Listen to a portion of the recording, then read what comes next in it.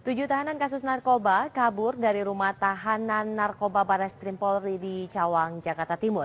Diduga mereka kabur dengan membobol tembok tahanan menggunakan pagar besi. Sementara itu petugas Polres Cilacap, Jawa Tengah menyebar poster 2 narapidana yang kabur dari Lapas Nusa Kambangan. Kedua narapidana yang kabur diperkirakan masih berada di wilayah Nusa Kambangan. Hari ini Basuki Cahayapurnama alias Ahok kembali menjalani sidang penodaan agama di Auditorium Kementerian Pertanian Jakarta Selatan. Agenda sidang hari ini mendengarkan keterangan 5 orang saksi.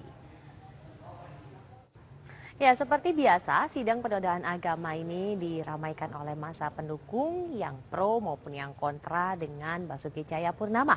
Mereka pun memadati jalan di depan gedung Kementerian Pertanian sehingga arus lalu lintas terpaksa dialihkan.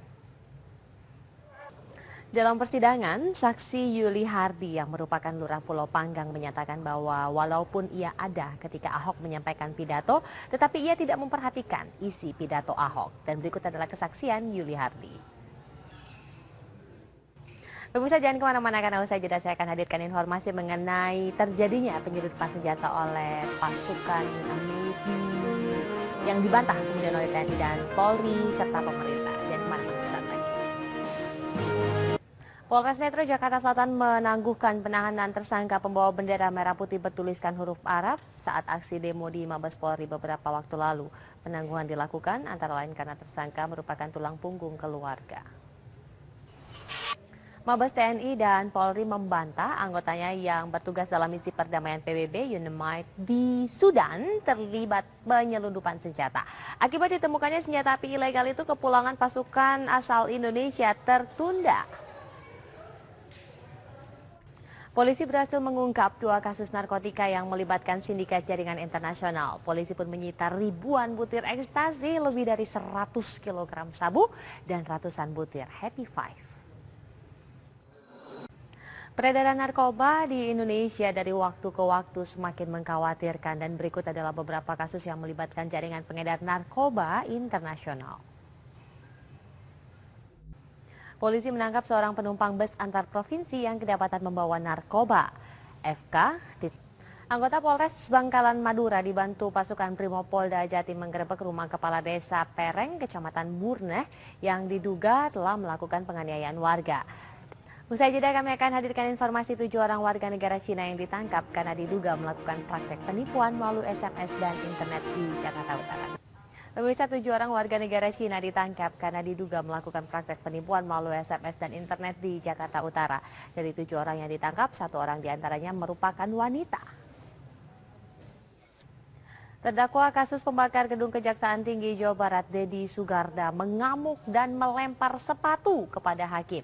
Terdakwa Deddy Sugarda, Presiden Joko Widodo menginstruksikan pembenahan sepak bola nasional. Ia mengeluarkan 3 perintah terkait hal itu. Lalu apa saja yang disampaikan Presiden?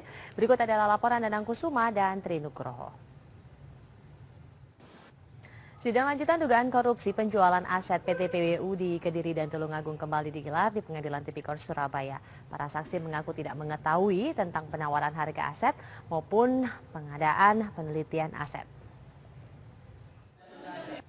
Ya, calon gubernur dan calon wakil gubernur DKI Jakarta melakukan kampanye di sejumlah wilayah. Lalu seperti apa kemudian aktivitas mereka di sepanjang hari ini? Berikut informasi selengkapnya. Ya, beberapa pekan jelang pilkada serentak, persiapan logistik pilkada ini menjadi fokus KPUD di beberapa daerah. KPUD Banjarnegara Jawa Tengah ini mulai mempersiapkan logistik surat suara, sementara KPUD Pekanbaru Riau kembali menerima logistik.